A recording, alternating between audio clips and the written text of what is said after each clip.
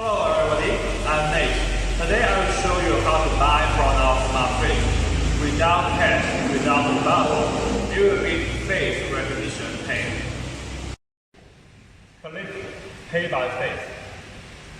Then we can select which door we want to open. Let's open the door in the middle. Then I will show my face. Process it.